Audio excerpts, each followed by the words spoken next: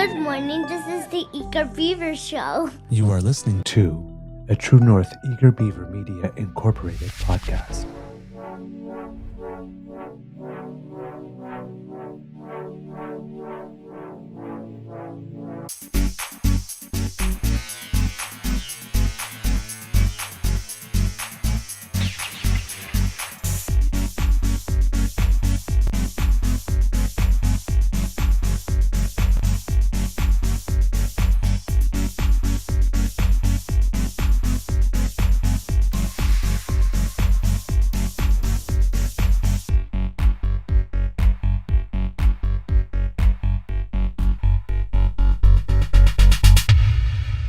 The True North Eager Beaver podcasts are proudly brought to you by our founding sponsors, the Miss V Mysteries from Corvid Moon Publishing, your source for science fiction, fantasy, and cozy mysteries featuring a broad diversity of characters.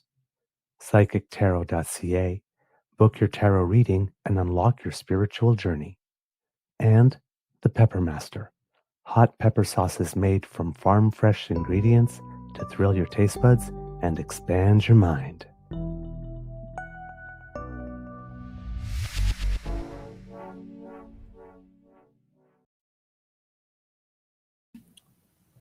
Well, good morning and hello, kids and cubs, and welcome to Season 5 and episode number 800 of the Daily Beaver Morning Show.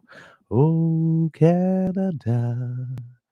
Always 100% Canadian. Today, recording day is Monday, December 1st. Yes, December already. Christmas is coming. Ooh. 2025. And I think it's going to be a nice day here at the Beaver Lodge, although a little cooler. Might be the coldest day we've had this year so far. Not ridiculously cold, but the coldest one this year so far. I am your host, the Eager Beaver, pronouns he, him, hey, Mr. Beaver A, and not with me as usual is my good friend, Mr. Grizzly. However, it seems based on his Friday show that he will be attempting to do a show this afternoon around 4. A quick one, a little growl for you. So there'll be more for you today if he's able to follow through on that. So you'll get your Grizzly time. And I know that you missed that and that you enjoyed it very much. So I'm very happy that that is going on. Other than that, a big thank you goes to our podcast founding sponsors, the Pepper Master, the Miss V Mysteries from Corvid Moon Publishing, and PsychicTarot.ca. We have a short show for you this morning because yours truly has curling at 9 a.m. and needs to definitely be at the bus stop at 8:05 if he wants to make it there on time. So it's going to be a very short one for us today. Perhaps I will join Mr. Grizzly this afternoon or maybe do something a little later or just save it for tomorrow's show. We are not going to go into the Danielle Smith being booed at the UCP convention thing today because we don't have time, even though it is on my list. I have seen it and I have noted it. The problem is that this past weekend with 4 shows in a quick period of time, I haven't had time to assemble much news about that. So I know that it happened, but I don't know much of the context and everything around it. So I will save that and I will have that for you later. So just so you're not disappointed, it's not now, it's later. Just some delayed gratification, okay? Damn. But I do have a couple of things for you this morning that I am a little bit more up on, and therefore I will bring them to you. Some is stuff that I wanted to bring you on Friday, but the show just went too long, and we couldn't do it. So I have that for you today, and hopefully you will forgive the short show this morning because I know that you love your damn fam time as well. But I will try to make it up to you at some point by giving more time somewhere else during the week. Kids and cubs, how is your mental health doing today? I have to say I am doing very, very well. The last 5 shows went spectacularly well. Again, standing ovations, all the good stuff. We got the big roar after Sit Down, You Rock on the Boat a couple more times, which makes you feel really good when that happens. Um, I'm uh, I'm a bit sad. I could have kept on going for a little bit with this group They're a lovely group. The show was a gift. There was lots of crying backstage, or lots of "Don't look straight at me" or "Don't give me a hug right now because I'm going to fall down, break down into tears" moments backstage on the last show. Um, and then we had a cast party last evening, which was very nice, and opportunities to sing and dance, and have a last moment together as a little family. So that was wonderful. I don't know what to say other than that I'm very grateful that I had this opportunity. I had an absolute wonderful time. The audiences were extremely generous to us. The cast was fantastic. The crew was fantastic. Um, there was there was nothing not to like about this whole process. I am very tired, um, but that's natural after giving that big a push for 2 months. It was at least 4 days a week and, about 20 hours a week, and not counting, rehearsals over there, at the school, but then, time at home where you're, looking over your material to prepare for the next one and practicing stuff. So, it's a big commitment. And, so, it is tiring, and I am happy to get back to my regular life. And I'm saying that considering whether or not I'm going to go to an audition tonight for something else. So I'm a bit of a masochist. Um, but yes, absolutely wonderful experience. My soul is full, my heart is full. I could not have asked for better. The only thing I could have asked for better was for Lady Laura, who from the O show, who was supposed to come and see it. Unfortunately, had a major emergency and wasn't able to make it at the last minute. That's about the only thing that I would have loved more. As I said, for my good friend to be able to see it. But my family did see it, and my Beaver sweetie saw it, and my Beaver sweetie really loved it, and so did my family, which was very nice, especially the kids. They were extremely, their eyes were like bright, and oh my God, that was so good.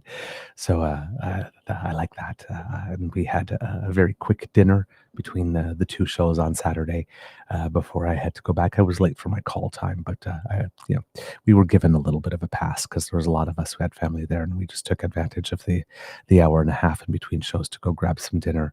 Um, you know, uh, we were already in the area, so they weren't worried about us too much. And it was we have actors that are mic'd and other actors that are not mic'd. So for the ones that are mic'd, it's a little bit more of a priority for them to get there earlier so they can do the mic check and all that kind of stuff.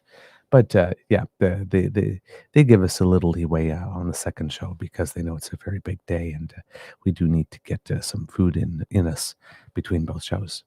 But other than that, um, yeah, just an absolutely fantastic experience. I'm a happy beaver, and like I said, I couldn't really have asked for more from the whole thing. So I'm sad. I'm sad to see it end. I'm glad we did it, but with this group, I could have gone on. I could have gone on for maybe even more than another week. There's a friend that was saying by the time you get to the third week, you're sort of like dragging a little bit and phoning it in, but I don't know, man, with the energy we had in that last show. Now, of course, it's the last show and you leave it all on stage because there's nothing else, but um, that last one felt really, really, really good, kids and cubs. It felt really good. It felt like more.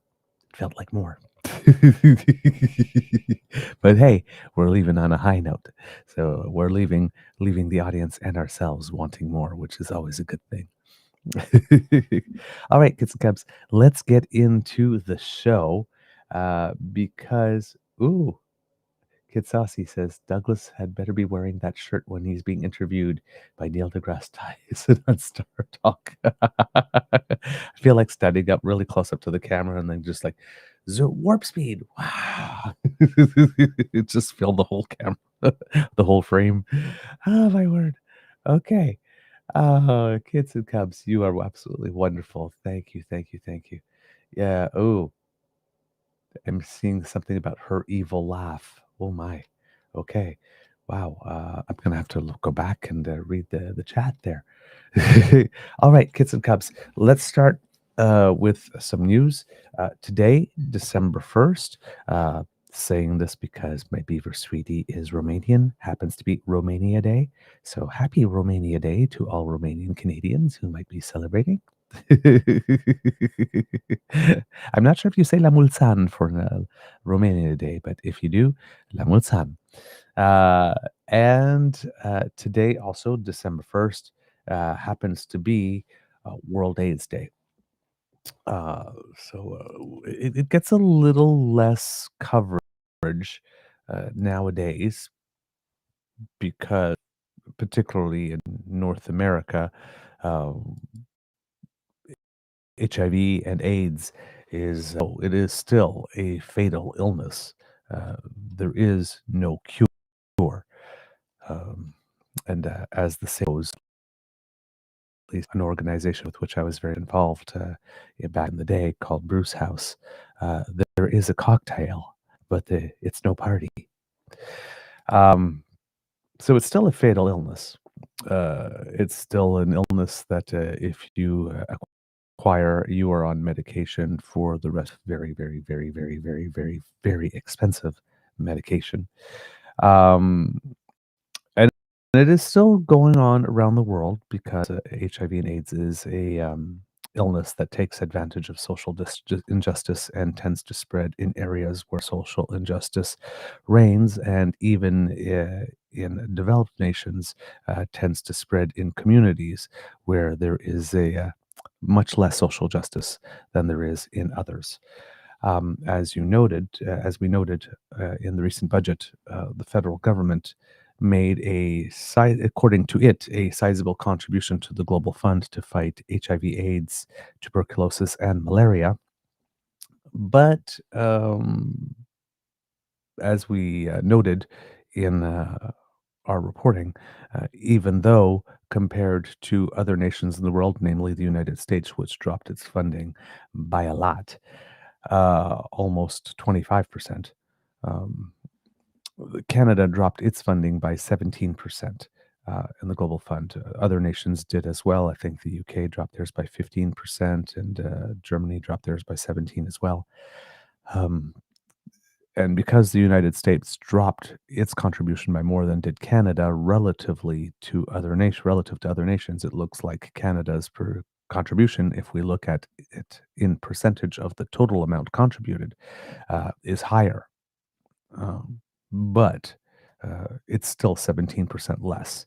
The pretext of the federal government is that they are cutting this funding back from pandemic highs. But according to Samantha Nutt of War Child, who recently granted an interview on this, she claims that this pretext is pretty much BS because there were not pandemic specific related expenses. There weren't that much, if there were any at all, related to the administration of the Global Fund and for fighting and any activities fighting HIV/AIDS and tuberculosis and malaria. But that's the pretext that we're going back to pre-pandemic levels. Um, but it's still a cut. So, according to Dylan Robertson of the Canadian Press, the head of the United Nations HIV/AIDS program, or UNAIDS, is urging Prime Minister Mark Carney to reverse his government's planned cuts to foreign aid and global health funding. Quote, "My message to Prime Minister Carney, to Canada, and to all other donors is stay the course," UNAIDS Executive Director Winnie Byanyima told the Canadian Press on the sidelines of last week's G20 Leaders Summit in Johannesburg. Quote, "Without global solidarity, the inequality between countries will continue to widen. We will live in a more dangerous world as these inequalities increase." Last week, Carney announced Canada's first ever cut to funding for the Global Fund, a major program for fighting infectious diseases in the world's poorest countries. The new funding pledge is 17% lower than Ottawa's last contribution to the fund in 2022. The fund helps combat the spread of diseases such as AIDS, tuberculosis, and malaria through measures like providing mosquito nets and medication for HIV patients. The move came just weeks after the federal budget called for $2.7 billion in cuts over 4 years to foreign aid, and months after Carney vowed during the spring election campaign that his government would not cut foreign aid. The Carney government argues the aid cut brings spending back in line with Canada's pre-pandemic allocations. Ottawa increased its development and humanitarian spending during the pandemic, in part to restore stalled progress on fighting major illnesses such as AIDS and tuberculosis, as governments turned their attention to COVID-19. The United States radically cut back its aid spending this year. Byanyima was at the G20's Leader Summit to help present a report commissioned by the South African government on rising global inequality. The report argues economic polarization within and among countries is generating resentment, which is chipping away at political cohesion and risking instability. The authors call on governments to deter the spread of violence and autocracy by pursuing more egalitarian domestic policies and reforming financial systems so that developing countries can escape the debt trap caused by high interest rates and natural disasters driven by climate change.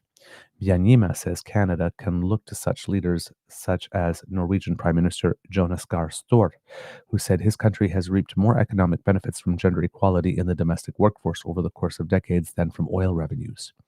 Quote, when we reduce inequality between countries and within countries, we actually have stronger economies, Byanyima said. She also said Canada should get behind global efforts to counter tax evasion. I want to take an aside here when they're talking about gender equality, because there was the whole question about whether Canada has a feminist foreign policy, and the government tried to make a precision that we do not have a feminist foreign policy as a whole, but we do care about feminism in our foreign policy. Trying to make a distinction here and saying that, judge us by the amount of money that is going towards that. And you will notice that conservatives lately, because Pierre has been on the big cut foreign aid bandwagon, looking at, for example, programs for people who farm rice or something like that, and that there's a gender equality component, right? Encouraging more women to do that. And they said, oh my God, this is all going woke. What does this have to do?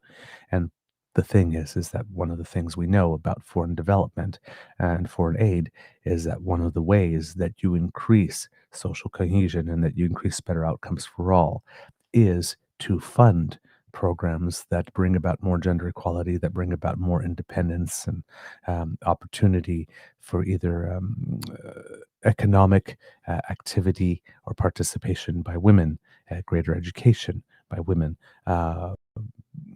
all these types of things, right? Because these types of things, the more women are educated, the later in life they have children, for example, and they get the opportunity to get more education. These types of programs that have a gender component with regard, for example, to, let's say, agriculture. Being able to farm more or getting a tool to be able to bring more of your product to market at one time. These types of things help the women in their communities generate more income, and then what they do with their income within the communities often elevates them to positions of leadership or respect within the communities, and then that changes the world bit by bit, and changes small communities bit by bit. So one of the best things that we could actually do in terms of advancing foreign aid and solving problems over there, as we used to say, so that we don't have to deal with them over here, is contributing to gender equality. So that's one of the reasons why there seemed to be more of a tinge within the Trudeau administration that we had a feminist foreign policy, or that they were talking about that, whereas this one sort of wants to pull back on those types of characterizations. It seems that everything is designed not to give conservatives an opening to be able to yell or squeal or scream. But they're trying to say, no, we do not have a feminist foreign policy. We have a foreign policy, but there are elements in there where there is obviously elements, or that we talk about feminism and gender equality, and that we do care about that, and judge us by the amount of dollars that are going there, which is kind of interesting to say when you've cut foreign aid funding overall. So just wanted to open that parenthesis there. Byanyima said, when we reduce inequality between countries and within countries, we actually have stronger economies. She also said Canada should get behind global efforts to counter tax evasion. When pressed about the cutbacks during his time in Johannesburg, Carney pointed out that Canada's share of the organization's total funding has gone up. That's because the fund's total envelope has diminished. Quote, we've had to take pragmatic, responsible decisions across the board in government, which also included returning our aid budget to the level pre-COVID, Carney said. Within that, though, we're focused on where it has maximum impact, very much including on this continent. Foreign Affairs Minister Anita Anand echoed those points to reporters in Johannesburg. Quote, Canada's contribution is still meaningful. It is still material. It is still significant, she said. Africa is Canada's largest recipient of international assistance, and our assistance will continue. Bloc Québécois MP Alexis Brunel-Duceppe said Thursday there has been a, quote, worrying and problematic shift under Carney away from Canada's longstanding approach to aid and human rights. Quote, there's more and more links being made between international aid and international trade in the vision of Mr. Carney, he said in French. The cuts come as advocates mark World AIDS Day today, at a time when many say humanity has the tools needed to end the HIV pandemic, but not the funding to distribute necessary treatments to the right people. Jayati Ghosh, a prominent Indian economist who co-presented the inequality report alongside Byanyima, said Canada should work to ensure developing countries can produce life-saving medicines that are often blocked by, quote, an intellectual property regime that excessively raises the costs of essential medicines. The problem became prominent during the COVID-19 pandemic when many developing countries waited longer than richer countries to secure what turned out to be an insufficient number of vaccine doses, even as they were blocked from creating their own versions of those vaccines. Quote, governments have to think in ways beyond foreign aid in terms of the regulations globally that they're helping to support that actually worsen conditions for developing countries, Ghost said. So that's the situation with regard to our foreign contributions to the Global Fund to fight tuberculosis, HIV/AIDS, and malaria. And hopefully during the day, I will be able to find more news with regard to the situation or the status of HIV and AIDS, particularly in Canada, to bring you a little bit more of a domestic side to the story. But for now, that's what I have on the subject. If you are a member of our rainbow community or the broader community in Canada and you are living with HIV and AIDS, or you have someone that you care about who is living with HIV and AIDS, I am sending you all my love today. I am sending you strength and courage. If you do not have access to treatments yet, we have a dedicated system of support workers, social workers, nurses that will do what is required to help you access services. There are lots of community groups out there that have programs for you, either discussion programs or help programs. Of course, we have our prevention programs as well, harm reduction programs. All of these work together and are weave together to form, this net of support to help prevent the spread of the illness and to provide appropriate and supportive care and treatment if you are living with the illness. So please make sure that you are talking to your medical professionals or people in your community that you trust about assistance with with uh, with the condition if you happen to have it or have someone that you love that is living with it. There are also programs out there to help you be able to afford medications because they are expensive out there, but there are some. So please, again, and these professionals can help you navigate the system to get you the care that you need. So do call on them. Okay. Um, all right. Moving on to other subjects, we have some positive news for Canada and the Canadian economy, kits and cubs. And this is news that is going to make Pierre cry because, as you know, Pierre Poilièvre wants Canada to fail and wants everybody to believe that Canada is broken. But, well, that is not the case, it would appear. One of the numbers that we had for is numbers for the third quarter, because second quarter number had shown a dip, which put us halfway to the technical definition of what is a recession, which is two consecutive economic quarters of negative growth. According To the Canadian press, as reported in Bloomberg, Canada's economy posted surprisingly strong growth in the third quarter, but economists looking underneath the hood offered a series of caveats that suggest weaker results than the headline figures imply. Statistics Canada said Friday that real gross domestic product rose from 2.6% on an annualized basis in the third quarter of 2025, marking a rebound from a contraction of 1.8% in the second quarter. The Q3 results show Canada stayed off a technical recession, 2 consecutive quarters of GDP declines. The magnitude of the gain was also well above expectations from both the Bank of Canada and a poll of economists heading into the release, calling for just a 0.5% annualized growth. At first glance, this would appear to be a strong print, but there are some underlying details that we do have to dig into, said TD Bank economist Mark Ercolao in an interview. Quote, there's still some ways to go before we see the Canadian economy back to firing on all cylinders. Stats Can said much of the growth last quarter came from a favorable trade balance. Exports edged up while imports fell sharply, which tends to draw better results out of the GDP calculation. Ercolao explained that a pullback in imports and relatively flat exports creates the mathematical impression of growth, rather than reflecting an actual surge in firms doing business out in the world. He also said it's best to take any trade data with a grain of salt right now as tariffs skew export and import volumes from the United States. The recent U.S. government shutdown also hampered Statistics Canada's ability to gauge merchandise trade results because that data relies on imports from south of the border. As a result, the agency warned Friday that third quarter GDP data will be subject to larger than normal revisions. There's a lot of gyration in this trade data, Ercolao said.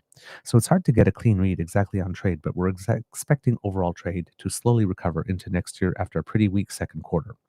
Spending on weapon systems was up 82% in the quarter, putting a lift in government capital investment, StatCan said. While higher government capital spending and home resales offered a boost to the economy last quarter, business investment was flat and declines in household spending and construction activity were drags on growth. Bradley Saunders, North American economist at Capital Economics, said in a note to clients Friday that the import-led growth in Q3 masks underlying weakness in domestic demand. The drop-off in household spending was the largest quarterly decline outside the pandemic in almost 2 decades, Saunders said. StatsCan on Friday also reported modest GDP growth of 0.2% in September, fueled by growth in manufacturing and a rebound in air transportation after the Air Canada flight attendant strike in August. But the agency's early estimates for October predict a contraction of 0.3% in the economy for the month. The declines in household consumption and business investment, along with the weak preliminary GDP estimate for October, demonstrate how the economy is struggling for momentum, Saunders said. Quote, absent a sharp rebound in November, this leaves growth on track to underperform the Bank of Canada's forecast. Third quarter GDP results come ahead of the Bank of Canada's last scheduled interest rate decision of the year on December 10th. The central bank cut its benchmark interest rate by a quarter point to 2.25% in October, but signaled it may be done lowering the policy rate unless economic data strays from its forecast. The Bank of Canada called for modest growth of 0.75% annualized in the second half of 2025 and recovering slowly in the years to come. BMO chief economist Doug Porter said in a note Friday the rebounding Q3 figures should quiet recession chatter for now, but he suspects the central bank won't shift its stance based on the hit and miss details of the report. Quote, for the Bank of Canada, there are many mixed messages here, but the overall read is better than expected, thus more firmly putting them on the sidelines for next month's meeting, he said. Financial markets placed odds for a cut at the Bank of Canada's meeting next month at just below 16% as of Friday afternoon, according to LSEG data and analytics. Ercolao also said he wouldn't expect the Bank of Canada to be swayed by the headline figure alone. Monetary policymakers know to look through trade noise at this point in the tariff dispute. Quote, as long as growth is evolving broadly in line with their forecast, which at this point it seems like it is, we foresee the Bank of Canada staying on hold for 2026 at their current policy rate, he said. So that's according to the Canadian press as it appears in. According to Jenna Benchetrit of CBC News, let's see if there is any additional data here. So, with regard to the government spending on weapons systems being up 82% in the third quarter, that was, sorry, um, actually no, sorry, my mistake. I misread that here. Government spending on weapons systems up by 82% in the third quarter led the stronger than anticipated growth alongside an uptick in crude oil exports. There was also more government spending on non-residential structures such as hospitals. However, business investment was virtually unchanged in the third quarter, according to Statistics Canada. And household spending declined as fewer people purchased cars but spent more on rent and financial services. And here there is a little bit of a graph here, kits and cubs, to let's see what the economic activity has been like over the past little while here.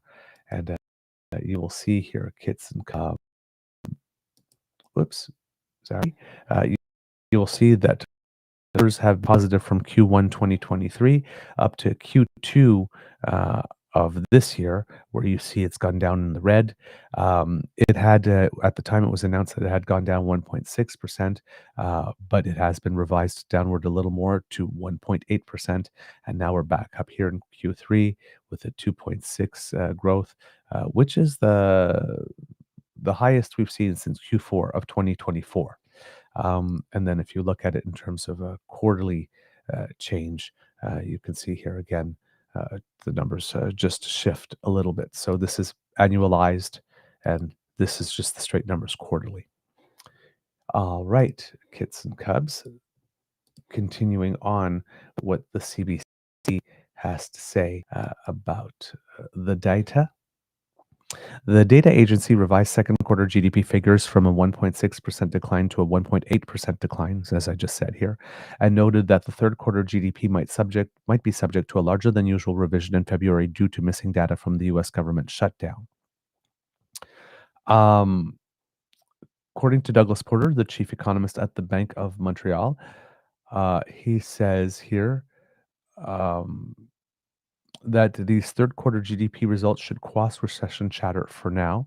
And then he goes on to say, even so, we are not significantly changing our forward look on the economy and will stick to an expected growth rate of 1.4% for the next year, noting that the federal budget assumed a 1.2% growth. So this would, if it grew faster than the federal budget's assumption, then one could make the assumption that the end of the year deficit number would be lower than the $78 billion that had been projected, assuming that there are no contingencies or emergencies that come up that require us to spend more money.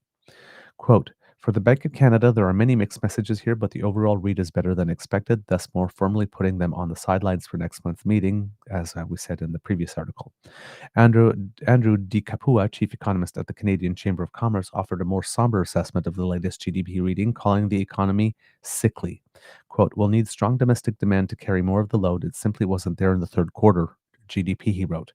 Households and businesses are still holding back, and the economy hasn't found the momentum it needs to shift into a higher gear.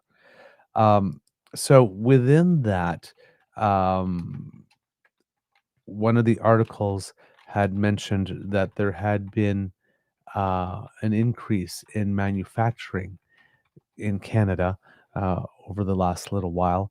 And yes, on November 14th, 2025, according again to Statistics Canada, there was the monthly survey of manufacturing. And according to Statistics Canada, manufacturing sales reached their highest level since February 2025, rising 3.3% month over month to $72.1 billion in September. Sales rose in 14 of the 21 subsectors, led by the transportation equipment and petroleum and coal subsectors. Which transportation equipment was up 9.2%, petroleum and coal was up 5.3%. With the overall gain in September, total manufacturing sales on a year-over-year basis were up 2.7%. In constant dollars, total sales rose 2.7% in September, while the industrial product price index was up 0.8%. On a quarterly basis, sales increased 2.8% to $212.3 billion in the third quarter of 2025, the largest quarterly increase since the second quarter of 2022. The petroleum and coal up 12.5%, primary metal up 6.4%, and transportation equipment up 3.2% subsectors were the largest contributors to the increase in the third quarter of 2025. So there you have. Let's see what they have here about transportation equipment because we've been talking a lot about our auto plants here and stuff. Sales in the transportation equipment subsector rose 9.2% to $11.7 billion in September, marking the highest level since February 2025. Excluding the railroad rolling stock manufacturing industry, all transportation equipment industry groups posted gains in September, with motor vehicles up 11.8% and aerospace products and parts up 13%, leading the increase. The rise in motor vehicle sales followed a 2.7% decline in August and was driven by higher sales at all auto assembly plants in Ontario, some of which resumed full production after summer shutdowns and retooling in July and August. In the aerospace product and parts industry, production reached a new record high in September, $2.9 billion, reflecting strong demand for aircraft and aircraft components. On a quarterly basis, total transportation equipment sales increased 3.2% to $33.9 billion in the third quarter of 2025, with motor vehicle manufacture contributing the most to this gain. So yeah, some positive, uh, news over here with regard to that. And speaking about that, kids and cubs, there was news a couple of days ago that Stellantis, which had announced a while ago that they were closing some manufacturing to redirect to the United States, then has announced, and this was from November 24th, that it is in the process of hiring 1,400 workers for the return of the third shift at the Windsor assembly plant, despite the ongoing trade war with the United States. This is according to Stephanie Mazzotti of CTV. Quote, "It's a good news story in the auto industry," said James Stewart, Unifor Local 444 president. "It's probably the only good news story in Canada today.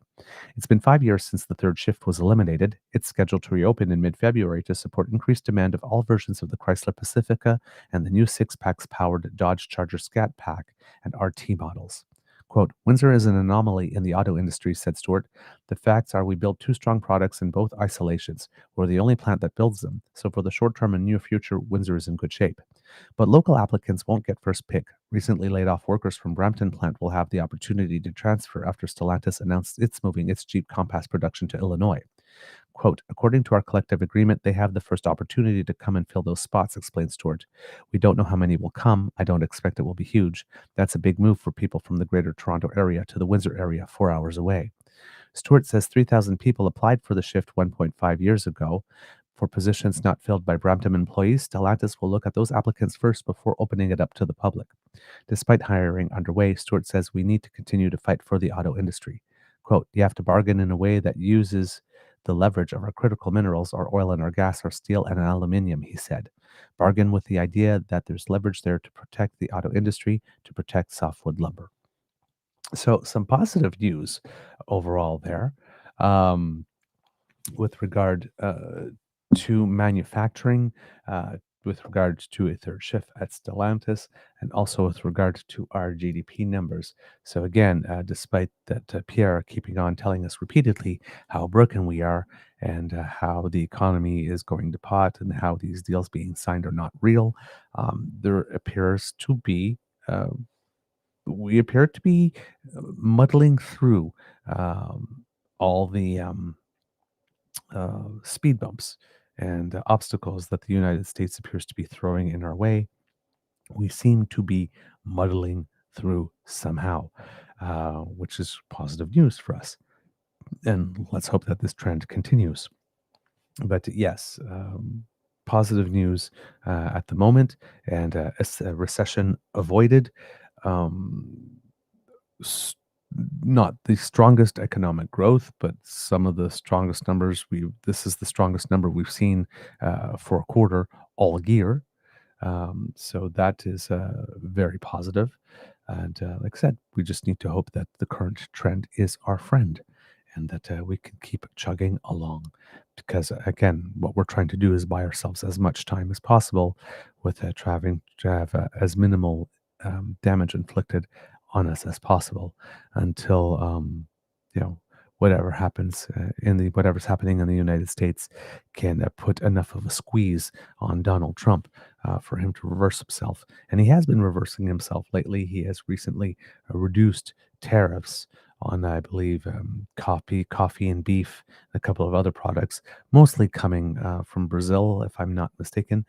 But that is the first step in him having to admit, without saying it in words, because he never will, that if he's going around saying, "Hey, look at me, I'm lowering food prices because I lowered the tariffs," somebody along the way might ask, "Well, did they not go up because you imposed tariffs?"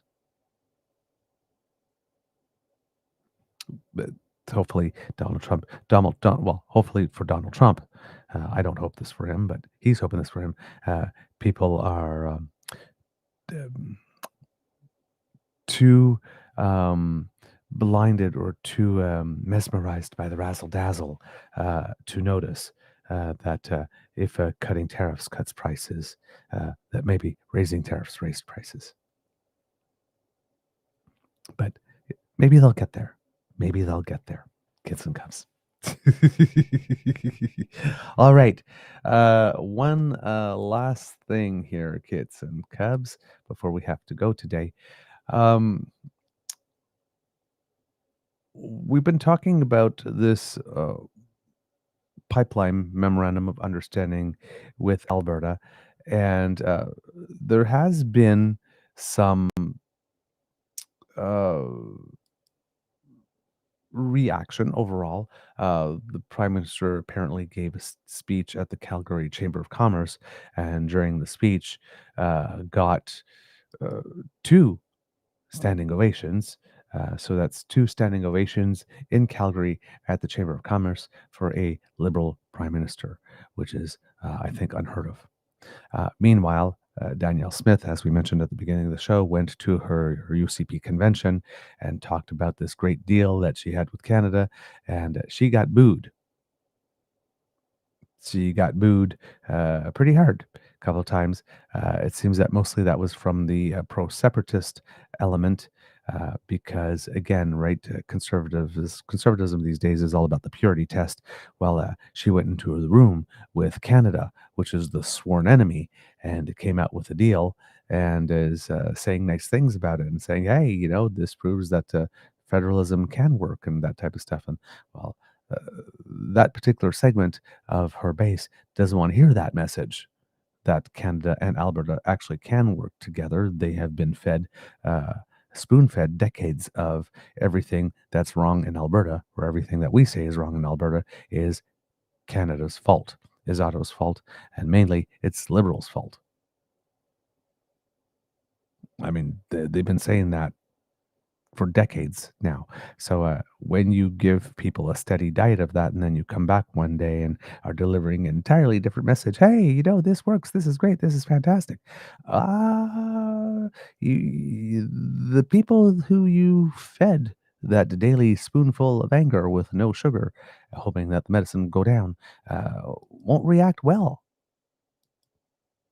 Won't react well to that. So yeah, interesting to notice that even though there is some questioning within the Liberal caucus about whether or not this was the right move, and there's some questioning, particularly with the BC MPs, of whether or not this is the right move. And even though it seems that the Prime Minister gave Danielle Smith everything that she wanted for all intents and purposes, um, the Prime Minister is getting standing ovations at the Calgary uh, Chamber of Commerce, and the UCP premier is getting booed at her own um, convention. That is, I did not expect that. I did not expect that. I expected her to go back uh, to that convention with that shiny bauble and saying, this is absolutely fantastic. This is wonderful. Look at me. I did this. Yay, me. Don't you all love me fighting for you? And she was going to get all these people saying, "Oh my God, she's a leader and she stood up for us and she wonderful." And I mean, that happened for her in many quarters. Don't get me wrong. I've seen plenty of the, "Oh my God, Danielle Smith," for all her for all her aggressivity and whatnot, she gets stuff done. And oh my God, she's well wonderful. And my God, it's like Carney caved totally to her. And I've seen a lot of that as well. But on the ground, we've seen them go out into the public to each sell their respective messages. One got standing ovations and one got booed. And it's not the ones I thought would have been the case. Now, I'm sure that if Prime Minister Carney went to speak to a big environmental convention and deliver that same message, he might get not get as enthusiastic a response as he got from the Calgary Chamber of Commerce. So, but he went into a venue that would be considered traditionally hostile to a liberal prime minister and got standing ovations. She went into a venue which one would consider very supportive of the premier, her own party's convention, and got boos. So you do with that information what you will. Excuse me, I have to sneeze.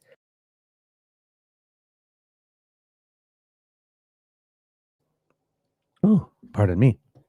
But I want to play you a little clip of an interview here with our, I think, Energy and Natural Resources Minister, Tim Hodgson, from an appearance on Power and Politics recently, talking about this issue as an Indigenous community specifically. I hope I got this started at the right time there, kids and cubs. There might be a couple of excess words or one or two words quickly cut off, but I hope I have the right timing here for you. I think you're right about working together, and that's been David Eby's argument, because British Columbia doesn't feel like they've been worked with really throughout this entire process, and the pipeline ultimately has to go through their territory and that of the First Nations. So we have a situation where you don't have BC on board, you don't have First Nation consent, there is no proponent, there isn't a route, and now you don't have Stephen Guilbeault. So in terms of bringing people together, it seems like this has also fostered some divisions in other parts of the country, sir. So respectfully, there is no pipeline today. In the agreement, Alberta says they will need till next summer to bring forward a potential pipeline with a route yet to be chosen. And in the interim, what they need to do is work with the affected jurisdiction, BC. It's provided for in the MOU. Specifically, there will be three-way conversations about any route and any pipeline, and it specifically provides for consultation consistent with free, prior, informed consent with First Nations, and it specifically calls for, if there is a pipeline, Indigenous ownership. So I think we should all take a breath. What this MOU is doing is laying out the path for a discussion. It's saying this is how elected officials will sit down and work together to try and advance what Canadians want. They want us to grow our economy. Right. They want us to do it in an environmentally responsible way. They want us to do it in partnership with First Nations. This MOU lays out clearly a set of work plans. If you look at the end of the MOU, there are a series of work plans that need to happen, which will make sure those things happen. And I'm committed to doing that. I know the Prime Minister is committed to doing that. I know Premier Smith is committed to doing that. I will be flying to British Columbia tonight to meet with my counterpart and the Premier in British Columbia, and we're going to see what we can do. Well, we got work to do. Well, look. Yesterday, Minister, and Premier David Eby is standing by. We're going to get to him in just a second. But I spoke to Marilyn Slett last night, who is the president of Coastal First Nations, and they are obviously very opposed to this. Their nations are in the area where either that cover the west coast, where this pipeline will come out and where the tankers would presumably pick up the bitumen. And she said to me that David Eby is not exaggerating when he says a removal of the tanker ban or a modification of the tanker ban jeopardizes all of the economic projects that the government of British Columbia has secured and agreed to and consented to, such as LNG and those other projects, and that this puts all of that at risk. I mean, are you truly willing to expose the BC industrial agenda to this sort of risk based on the potential for a pipeline? to just take a deep breath. There is no pipeline yet. There is no proposed route yet. The consultations that would need to happen have not yet occurred. What the MOU is doing is laying out a path and a process for how that would need to happen.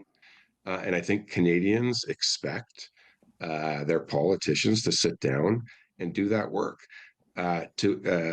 If we agree that our goal is more economic sovereignty and our goal is to grow our trading relationships and doing that in an environmentally responsible way in partnership with First Nations, we have a basis for sitting down and having a conversation. I know the coastal First Nations have had conversations with the Prime Minister's office. I have offered to meet them tomorrow when I'm in BC. I think conversation and hard work is what Canadians expect of their politicians. I'm putting my hand up saying I'm ready to do that. I'm looking forward to sitting down with others to do that too. Right, and Marilyn Slett did mention that you had reached out, but she says that the timeline that was offered, it's just impossible for them to get from where they are in the coast of BC to the time and place of the meeting. So, it's called Zoom. It's called Zoom. Well, it's a wonderful. I think that's what we're using, David. I understand, but I'm also not a coastal First Nation chief, and I don't know if they would want to be met with in person and face to face. You know, if they are going to have a bitumen pipeline, right? I am happy to go visit I will happily make the trip. But you know, Minister, I've been speaking to members of your caucus. All right. So that's the one I wanted to show there. Minister Hodgson is a big shot. He's a person that worked with Mr. Carney in several other instances and that he trusts. But he's a minister with whom I have not been very impressed since he's come on board. And that particular answer gave you a good reason. It seems that the position of the federal government here is that we've talked to Alberta and we've given, since you said that you were going to be the proponent, we have hammered out with you what we expect of a proponent with this type of project. And that's what the MOU is there. There's a lot of people saying that, you know, we should have been involved at this process. The federal government thinks that they shouldn't, that they should be involved at the process starting from this point after they've established the ground rules of what is expected of the proponent. There's a case to be made for both, but there he's sitting there at first and saying, hey, I'm going there. I'm going to be there. I'm going to be talking to the premier. And I've offered to some communities to talk with them. Well, they won't be able to get to you from where they are geographically. Well, it's called Zoom, with a big smile, and right. And it's like, you're talking to leaders of other nations who feel that their rights have just been trampled on and they've been excluded from a process. And you're apparently the guy who's the big deal maker, who's done lots of deals involving Indigenous communities. And you're supposed to have all this experience, and you flippantly say it's on Zoom, as if leaders with other nations that are having the sustainability of their economy threatened and their livelihood would be satisfied with a Zoom meeting. And then you say afterwards that you would be happy to go and meet them, but I'm sure there's not enough time on your itinerary to get there to go meet them because you would have planned it in your itinerary for this particular trip, which you haven't. So I'm not particularly impressed with this man. However, I do have to say, to his credit, and this is according to the CBC, because he had realized somewhere along the way that he had stepped in it.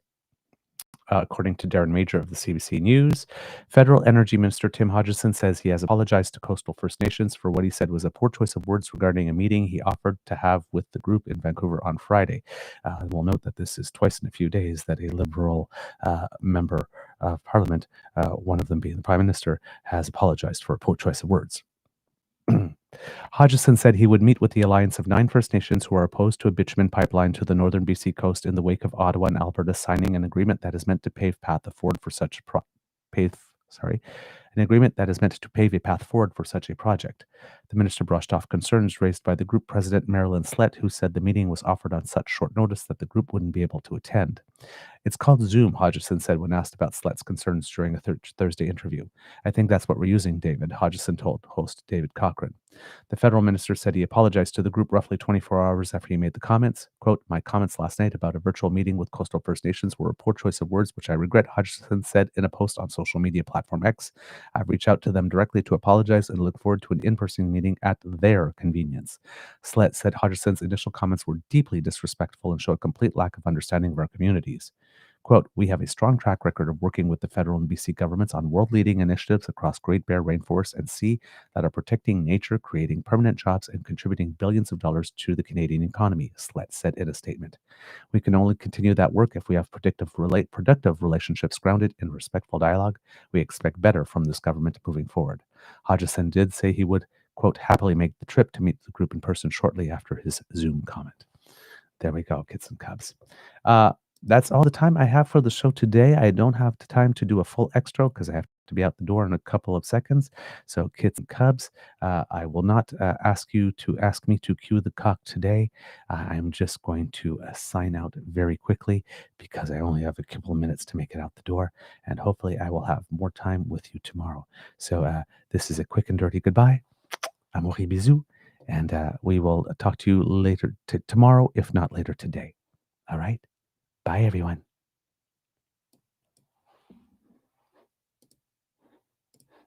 Whoops. Let's do this way.